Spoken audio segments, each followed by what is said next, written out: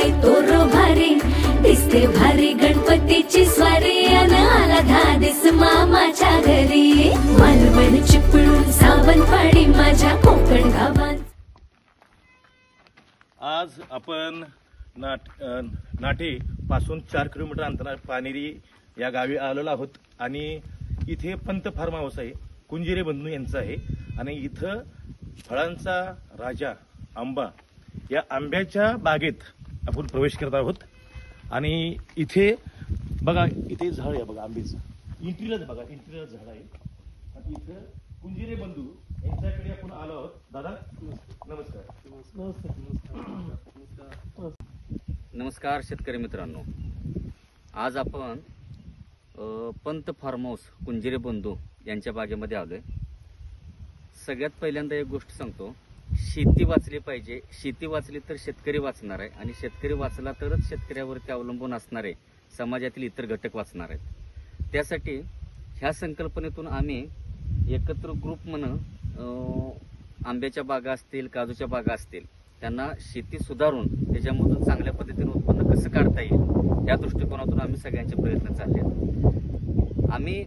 मी स्वतः गेल्या वर्षापासून म्हणजे जून पासून कुंजिरे बंधूंच्या बागेमध्ये, त्या बागेची कंडिशन इतकी निकृष्ट दर्जाची झालेली होती की कलमांच्याकडे बघितलं की अगदी अक्षरशः तोडायच्या कंडिशनला कलमांची अवस्था होती। जूनमध्ये जे काय फर्टिलायझरचे डोसेस दिले तेव्हापासून ते आत्तापर्यंत फळ काढणीपर्यंत माझ्या कन्सल्टिंगनं ह्यांची बाग आता उत्पन्न काढतोय आपण। सुरुवातीला अगदी सेंद्रिय पद्धतीनं उत्पन्न कसं काढता येतं त्या दृष्टिकोनातून आम्ही प्रयत्न चालू केले होते आणि त्या दृष्टिकोनातून आम्ही आत्तापर्यंत त्याच्यामध्ये यश प्राप्त केलेलं आहे।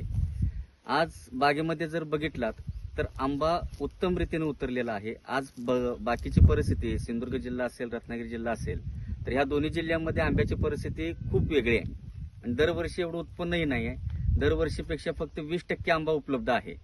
तर ह्या कुंजिरे बंधू यांच्या फार्ममध्ये आपण चांगल्या पद्धतीने आंब्याचं उत्पन्न काढलेलं आहे आणि त्याची क्वालिटी, त्याची किपिंग क्वालिटी, त्याची चव सेंद्रिय पद्धतीने केलेलं असल्यामुळे त्याचं उत्पन्न आणि त्याची चव अप्रतिम आहे।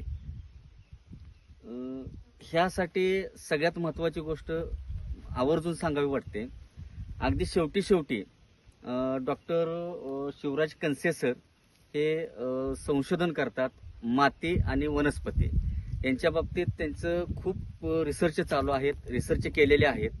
त्यांची योगायोगानं माझी आणि त्यांची भेट झाली असताना त्यांनी एक पेटंट मिळवलेला आहे, पोटॅके नावाचा प्रोडक्ट।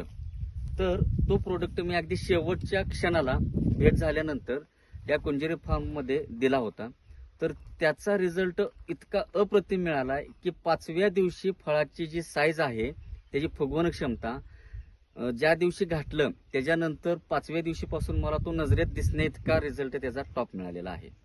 तर त्या सगळ्या संदर्भात सगळ्यात पहिल्यांदा आपल्याला कुंजिरे बंधूंचे महेश दादा आहेत, ते आपल्याला सगळं बागेच्या बाबतीत सविस्तर सांगतील।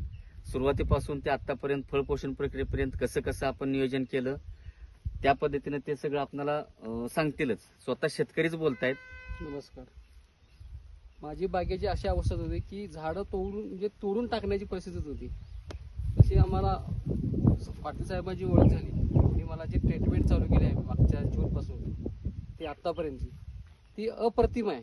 आणि जे त्यांनी मला जी औषधं किंवा खतं सांगितली, ते डोस दिले, ते एकदम परफेक्ट। म्हणजे आज औषध मारलं की 3ऱ्या दिवशी ते 2ऱ्या दिवशीपर्यंतचा रिझल्ट आम्हाला पडलेला आहे आणि जी खतं पण दिली त्याचा पण रिझल्ट पडला। जे पहिला मला स्टार्टिंगला इंटोकॉल हे त्यांनी मला हे दिलं, म्हणजे बुरशी खालची करण्यासाठी, ते रोट्यासाठी मी औषध ओतल्यानंतर मला 8व्या दिवशी सगळा रोटा माझा बाहेर आला होता।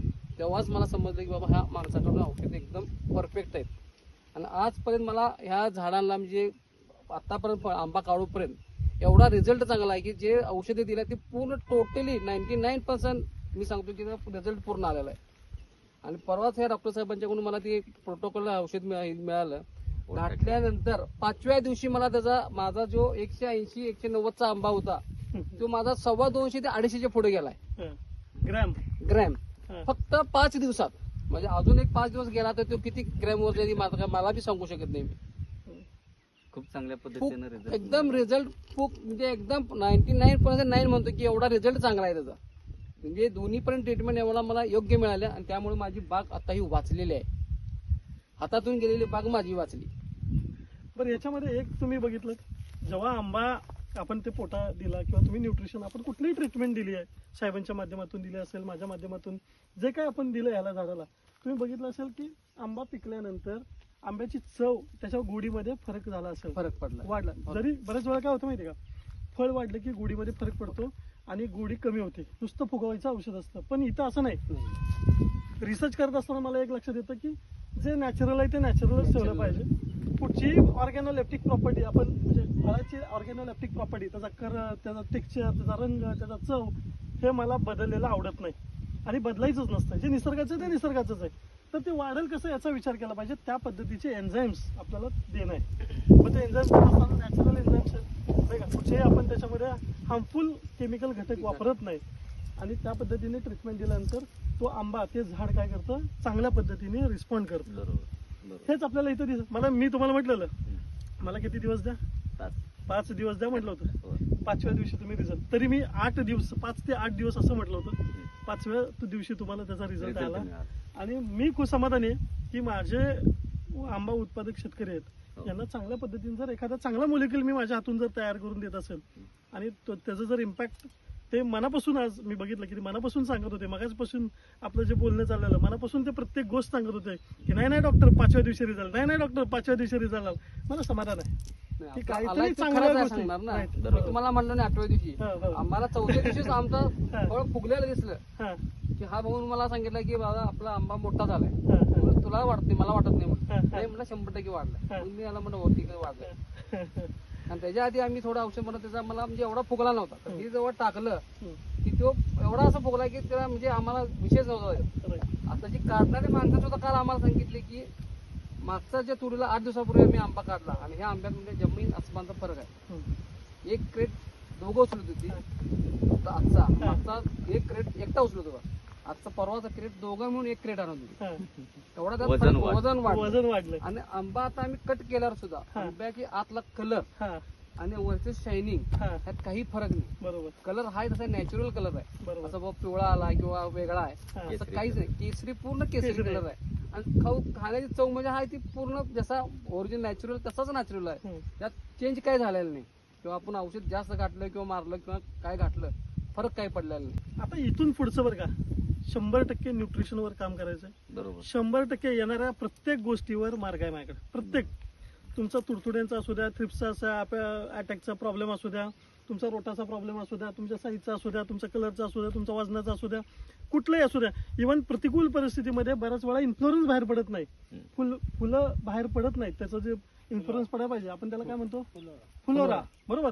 फुलोऱ्याच्या अवस्थेमध्ये एक ठराविक स्पेसिफिक टायमिंग मध्येच तो फुलोरा बाहेर पडला पाहिजे. बरोबर. त्याचं पुन्हा पॉलिनेशन होऊन पुन्हा त्याच्यामधून आंबा आंबा त्यातून बाहेर आला पाहिजे. बरोबर. पॉलिनेशन झाल्यानंतर सेटिंग त्याचं प्रॉपर झालं पाहिजे. ह्या प्रत्येकाकडे माझ्याकडे औषध आहे, प्रत्येकासाठी. त्या वक्ताला देऊयात, त्या पद्धतीने रिझल्ट घेऊयात. आणि आपला आंबा हा जगातला टॉपचा आंबा आपल्याला इथून द्यायचा आहे लोकांना. एवढं आपण काय करूयात, या माध्यमातून बोलूयात. साहेबांची ट्रीटमेंट एकदम योग्य आहे, एकदम उत्तम. लाईफ सुद्धा वाढली पाहिजे. बरोबर. आता माझं फक्त आपण आंबे तोडतोय पण त्या झाडाची लाईफ सुद्धा वाढली पाहिजे. बरोबर. आपण त्या इम्युनिटीवर काम करणार. त्याच्या नुसतं आपण कुठचंही कल्टार किंवा अनेक गोष्टी देऊन नाही का, म्हणजे आपण पॅक्लोबेट्रिझॉल, कल्टार म्हणण्यापेक्षा पॅक्लोबेट्रिझॉल नुसतं देऊन त्या आंब्याला ठिसूळ करायचं नाही. आपल्याला त्याचं इन्शुरन्स ऑटोमॅटिक नॅचरल पद्धतीने द्यायचं. हे बघा, इथलं वातावरण, इथलं पाणी, इथलं माती आपण चेक करतोय. ते चेक केल्यानंतर मी काय असंच तुम्हाला मोगमात बोलत नाही, पण मला अंदाज, वातावरणाचा अंदाज, पाण्याचा अंदाज सगळा चांगला येतोय.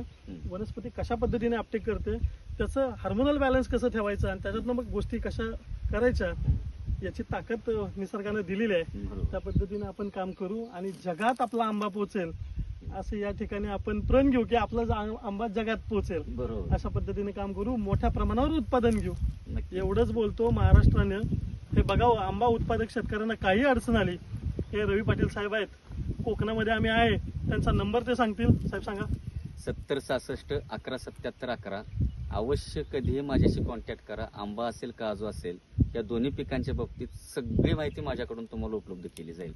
आणि दुसरी गोष्ट, राहता शेवटी एकच डॉक्टरांना माझी विनंती राहील की तुम्ही एवढं संशोधन करता, एवढा रिसर्च करता. कोकणातली माती ही जांभ्या खडकापासून तयार झालेली माती आहे. बरोबर. तर ह्या मातीमध्ये रासायनिक खतांचा अतिवापर आणि केमिकलचा अतिवापर झाल्यामुळं इथली जी उत्पादन क्षमता आहे ती वर्षानुवर्ष घटत चालल्या. तर माझे तर प्रयत्न 100% आहेतच की इथली जमीन वाचली पाहिजे आणि जमीन वाचल्यानंतरच इथला शेतकरी वाचणार आहे. तर शेतकऱ्याला वाचवायचं असेल तर इथली माती पहिल्यांदा सुपीक केली पाहिजे.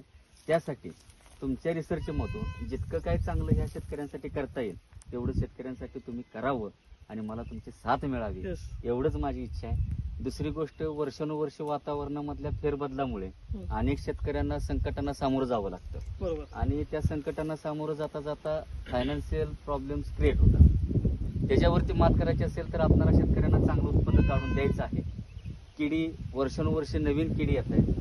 थ्रिप्स आणि तुडतुडा हा या 2 किडी मेजर एवढ्या प्रॉब्लेम आहे घातक आहेत तुमचा. हा. की भयंकर घातक आहेत. त्याच्यासाठी तुम्हाला काय करता येईल रिसर्च मधनं तेवढं आमच्या शेतकऱ्यांसाठी आणि माझ्या सगळ्या शेतकरी बांधवांसाठी करावं एवढीच विनंती.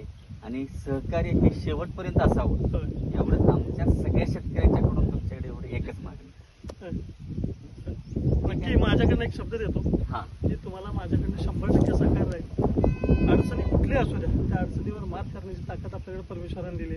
आपण त्या पद्धतीने करू आणि आपल्या आंबा उत्पादक शेतकऱ्याचं उत्पादन कसं वाढवत असा प्रामाणिक प्रयत्न आपण 100% करू.